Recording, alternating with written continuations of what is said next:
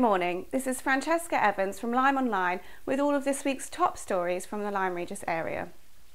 Coronavirus restrictions will remain unchanged in Dorset over Christmas following the government's review of the national tier system. The whole of Dorset will remain in Tier 2 over the Christmas period, to be reviewed again on December 30th and then every 2 weeks after. The announcement was made in the House of Commons yesterday by Health Secretary Matt Hancock. It has been described as a bitter disappointment by his fellow Conservative MP Chris Loder, who represents West Dorset.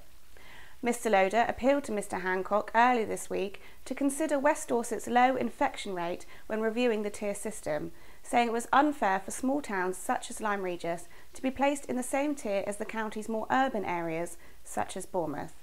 Here he is speaking in the House of Commons earlier this week. The fact that my constituency of West Dorset on its western extremity is 55 miles from the main commercial centre of Bournemouth, which is influencing that tier, I'm not sure is quite right. And indeed, this evening, I make the case for Dorset itself to be put into Tier 1 at the government's review coming this week.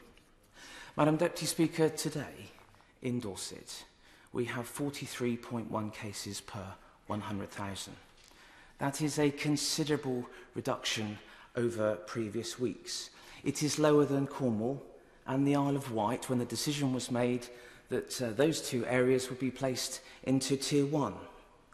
They were 58.5 and 56.4 respectively. On the 12th of December, we had one case reported in rural Dorset of COVID.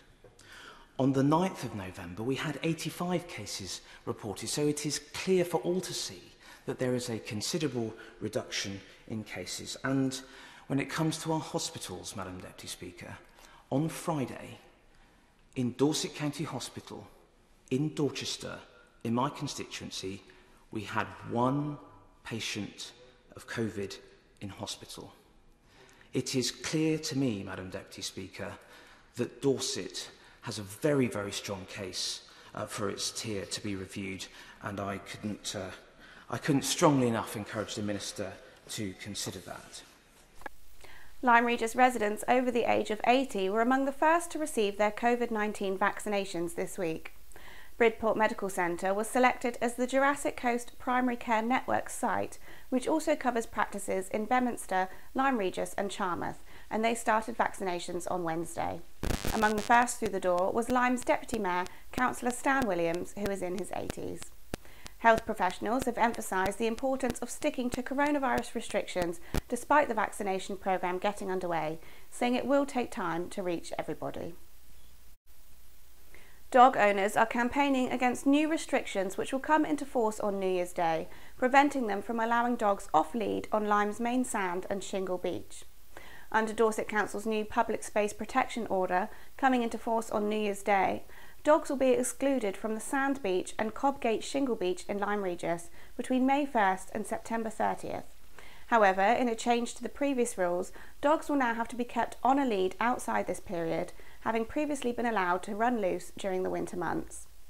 The Lyme Regis Loving Dog Owners Facebook group are calling for the council to scrap the off-lead restriction and instead use existing laws on dog ownership to ensure only those who cause a nuisance are penalised.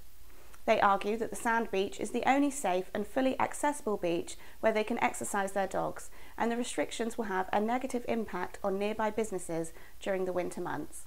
They plan to present a 9,000-strong petition to Dorset Council asking for the new restrictions not to be imposed, and if not successful, say they will take their campaign to the Town Council, which owns the sandy beach. Lyme Regis Tourist Information Centre will cease all services later this month, with its office having been closed down earlier this year. The TIC office was closed for lockdown in March, but never reopened, with Dorset Council taking the decision to permanently shut it down in August. Staff have since been working remotely, offering an information service via email and phone from home, but this will stop operating on December 29th. The closure of the office came after Lyme Regis Town Council, which owns the building, terminated the lease for the Dorset Council-run Tourist Information Centre, as it plans to take over the space to expand its own offices. Dorset Council then ran a public consultation on the future of the TRC, saying its preferred option would be to close the facility, which costs £87,000 a year to run. A total of 1,128 responses were received, with overwhelming support for a continued face-to-face service. The two local councils said they would continue holding discussions over the future of the service, but it has now been reported that it has not been possible to find an alternative solution. Dorset Police is more than £1.3 million over budget in its day-to-day spending so far this year, largely due to the pandemic and a higher than average number of large police operations. But the figure, which covers the year up until September, represents less than 1% of the force's annual £143 million revenue spend. A report to this month's Police and Crime Panel says if additional government support is not received, it could mean dipping into reserves. At the other end of the scale, Lyme Regis Harbour is expected to end the year in the black despite the pandemic. All three of Dorset Council's harbours, Weymouth, West Bay and Lyme Regis, have been affected by coronavirus, but Lyme is still expected to end the year with a £6,000 profit thanks to much lower expenditure than its neighbours. And now sport. Lyme Regis first team celebrated returning to football after being locked down for 5 weeks with a 2-0 victory at Wareham Rangers in the Dorset Senior Trophy, both goals coming from top scorer Joe Bond. Wareham play at a higher standard than Lyme, but they have struggled this season in the Dorset Premier League, losing all 8 games so far. Lyme will now compete in the quarter-finals with a trip to Poolborough early in January. Tomorrow, the Seasiders are back on Devon and Exeter League duty, with Premier East leaders Fennerton, undefeated in 9 games, visiting the Davy Fort. But with heavy storm forecasted again today, the chances of the fixture going ahead are very slim. Lyme Reserves game against Honiton Seconds in the Devon and Exeter League Division 1 East also fell foul to the weather last weekend, and they now have a break until January 2nd when they play host to Teignmouth Seconds, who occupy 4th place in the division. Lyme Rovers were on County Cup duty as well last Saturday, winning a place in the quarter-finals with a deserved 3-2 win over Sturminster Newton. Tomorrow, weather permitting, they travel to Redlands in Weymouth for a place in the semi-finals of the Dorset Junior Cup, a trophy which the Seasiders have won on several occasions. Perry Street Division 2 High Flyers upline were without a game, but the Swallows' second 11 continued their good form with a 3-0 win over Coombe St Nicholas A in Perry Street Division 3, with new keeper 17-year-old Mikey Sayers having an outstanding game.